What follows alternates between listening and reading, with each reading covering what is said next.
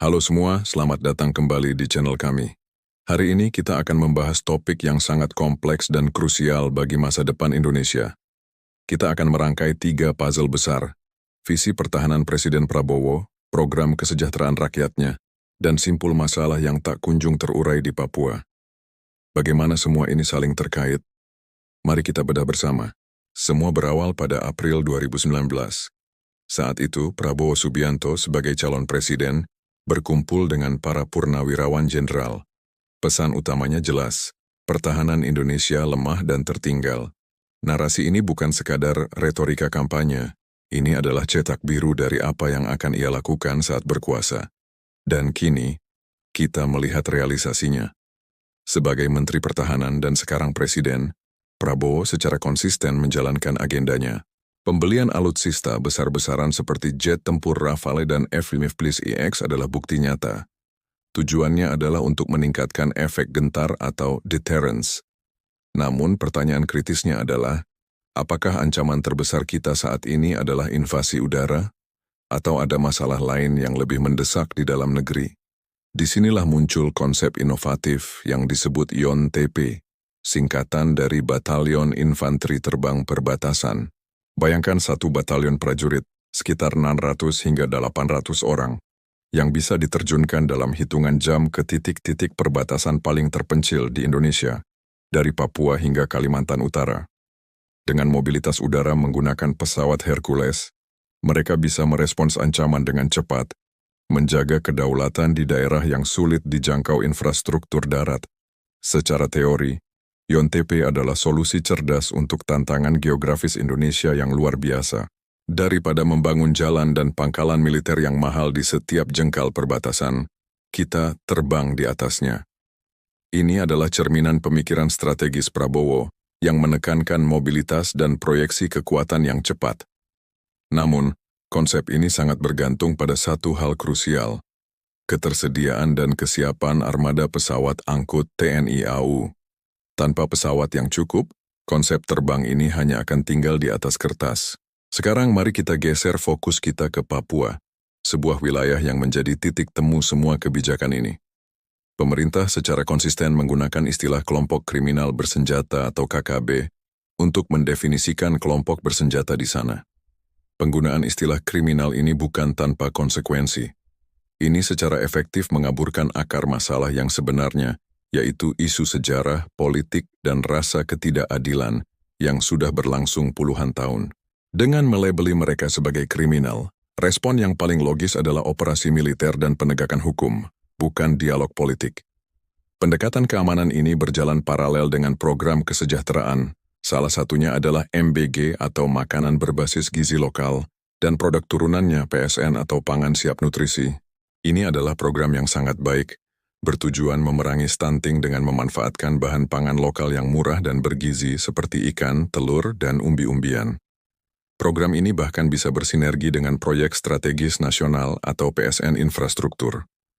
Jalan tol dan pelabuhan yang dibangun bisa memperlancar distribusi pangan, sementara sumber daya manusia yang sehat dan bebas stunting akan menjadi motor penggerak ekonomi di masa depan. Namun di medan konflik seperti Papua, program sebaik apapun menghadapi tantangan berat. Pertama, ada defisit kepercayaan. Bagaimana masyarakat bisa percaya pada program pemerintah ketika di saat yang sama mereka melihat operasi militer yang intensif? Kedua, logistik. Mendistribusikan bantuan pangan ke daerah konflik seperti Pegunungan Tengah sangatlah sulit. Dan ketiga, program ini berisiko dilihat hanya sebagai alat untuk memenangkan hati dan pikiran rakyat, bukan komitmen tulus untuk membangun keadilan.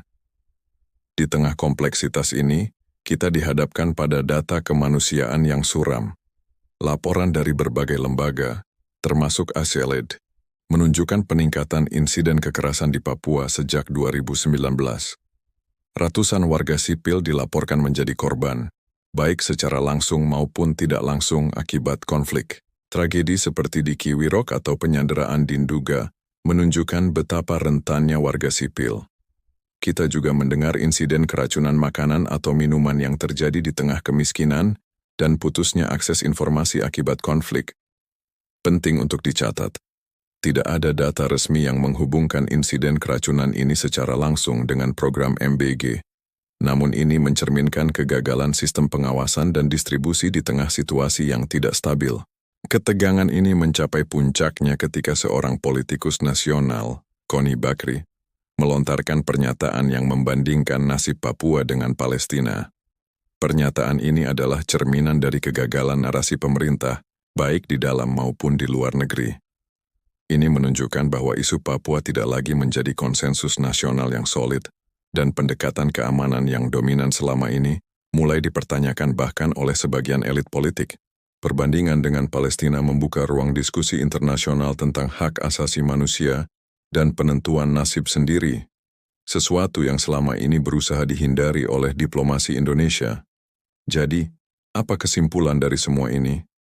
Narasi besar pemerintahan Prabowo bisa kita sebut sebagai security centrism, sebuah pendekatan yang menempatkan keamanan militer sebagai solusi utama untuk hampir semua masalah bangsa.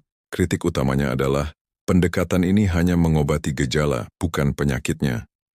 Pembelian alutsista dan pembentukan YONTP mungkin mengatasi kelemahan militer, tapi tidak menyentuh akar masalah ketimpangan, ketidakadilan, dan tata kelola pemerintahan. Di Papua, pendekatan keamanan yang intensif justru berisiko memperdalam luka sejarah dan menjadi bahan bakar baru bagi gerakan separatis. Setiap korban sipil akan mengikis kepercayaan dan memperkuat simpati internasional terhadap mereka. Program kesejahteraan yang baik seperti MBG pun akhirnya tenggelam dalam lautan kekerasan dan kecurigaan. Kekuatan sejati sebuah bangsa tidak hanya diukur dari jumlah jet tempur atau batalion pasukannya. Visi Prabowo adalah visi yang kuat dan koheren, tapi mungkin terlalu sederhana untuk masalah yang begitu kompleks. Kekuatan militer tidak akan pernah bisa memenangkan hati dan pikiran rakyat Papua. Yang dibutuhkan adalah pergeseran paradigma, dari pendekatan keamanan ke pendekatan keadilan dan kesejahteraan. Ini berarti membuka ruang dialog yang tulus, menangani pelanggaran HAM masa lalu secara serius, dan memastikan program pembangunan dijalankan dalam kerangka pemulihan kepercayaan. Tanpa perubahan fundamental ini, kita hanya akan berputar dalam siklus kekerasan yang sama.